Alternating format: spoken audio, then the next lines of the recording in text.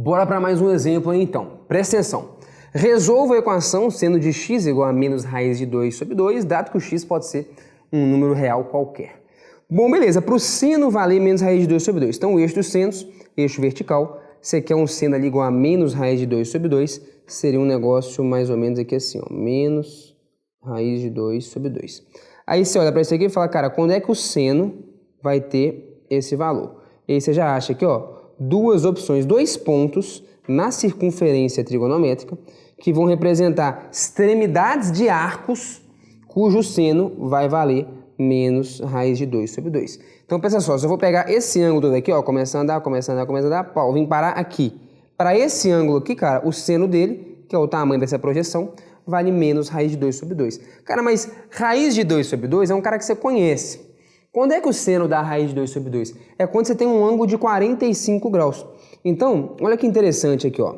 Acompanha esse raciocínio. Lembra lá da redução ao primeiro quadrante? Se você andar aqui um ângulo de 45 graus, de π sobre 4, você sabe que você sobe verticalmente quanto? Raiz de 2 sobre 2. Ou seja, o seno de 45 graus, tá aqui, ó, seno, beleza? É esse eixo aqui, o seno de 45 graus, que é o tamanho dessa projeção, é igual a raiz de 2 sobre 2. Então, se aqui eu também caminhei raiz de 2 sobre 2, só que pro lado negativo, por isso que é o menos, é porque eu tenho que ter andado também π sobre 4, exato. Esse ângulo aqui, ó, é OPV com esse, né? Ângulos opostos pelo vértice. Ah, beleza, então aqui também tem que ser um ângulo, né, de π sobre 4.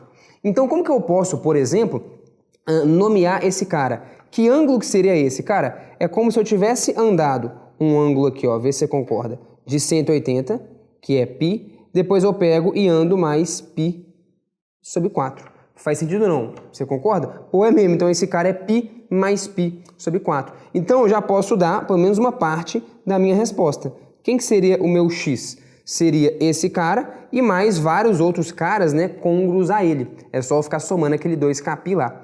Beleza, então seria π mais π sobre 4. O que é π? É a mesma coisa que 4π sobre 4. Pô. 4 sobre 4 é 1. Assim eu já deixo na mesma base todo mundo e aí é só somar os numeradores. Então o denominador é o mesmo, 4π mais π, então seria 5π sobre 4.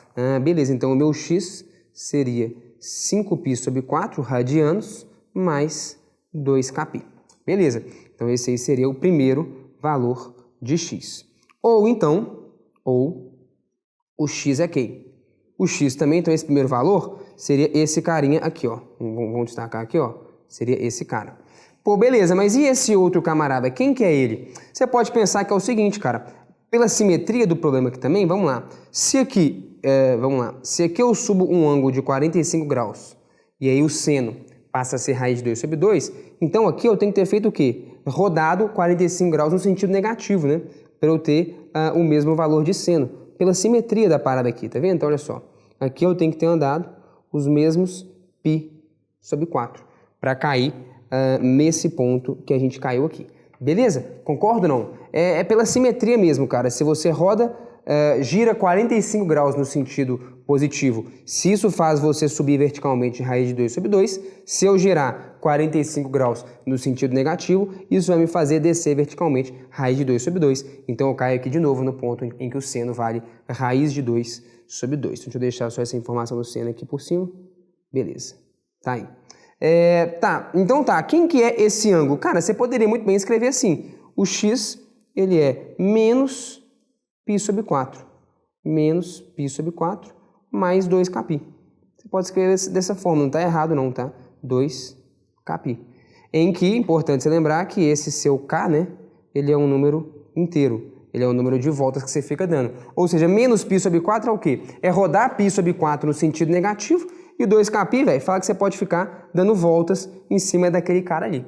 Beleza, mas não é, tá, o mais usual a gente escrever isso aqui dessa forma. Porque não é muito usual a gente ficar colocando arcos negativos nas respostas. Então, às vezes, se você for fazer uma questão fechada, por exemplo, no vestibular, dificilmente vai estar escrito desse jeito. Como que vai estar escrito? Ele vai estar representando esse ponto aqui da seguinte forma. O que seria esse ponto aqui? Ele vai representar como a primeira determinação positiva. O que é a primeira determinação positiva? É o primeiro arco positivo que tem extremidade naquele ponto. O que a gente fez foi pegar o primeiro arco negativo com extremidade naquele ponto, que era o menos π sobre 4. É menos usual a resposta tá assim. Como eu disse, não está errado isso aqui não, tá certo. Eu representei de forma precisa o arco que está aqui e todos os demais arcos da família que tem extremidade naquele ponto. Mas o mais comum é a gente representar da seguinte maneira, cara, isso aqui é 2π.